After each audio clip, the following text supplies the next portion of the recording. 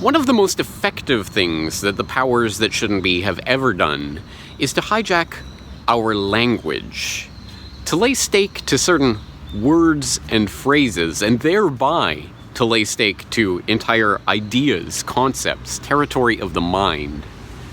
What do I mean by that? Well, let's take a phrase like free trade.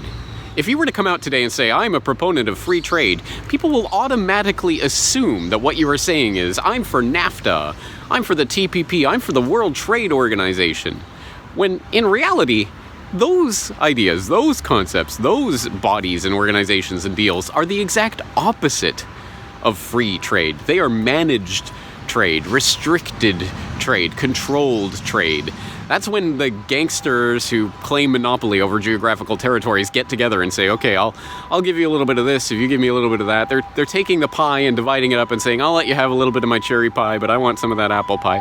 It's the exact opposite of what is meant in plain language by free trade, as in free people freely transacting and interacting across whatever lines on whatever imaginary map in whatever way they feel is best, without a third party, usually the banksters and their cronies, coming in to intervene in that transaction. That is free trade, but we can't even talk about that concept. We don't even have a term for it, because the term for it, free trade, has been co-opted into this North American Free Trade Agreement and the Trans-Pacific Partnership and all of that. They have hijacked that language. Here's another example: globalism.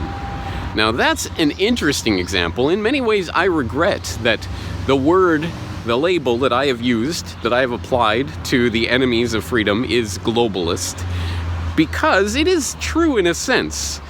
There is a globalist ideology that believes that there should be a one-world government that controls all interactions between all people and sees everything, knows everything, controls everything, and of course, by the way, in parentheses, run by, the banksters and their political cronies. What are you going to do?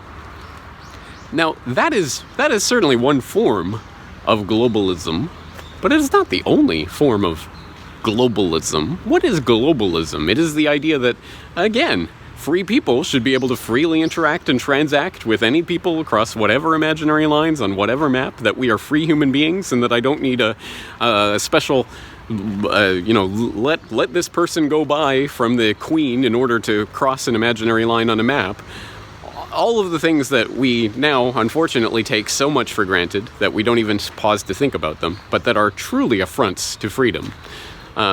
So, again, the idea, the word, the concept of a free human being has been, I'm a globalist. I'm not the loyal subject of Queen Lizard Beast. But again, the idea, I can't go out and say I'm a globalist because people will not understand what I mean by that.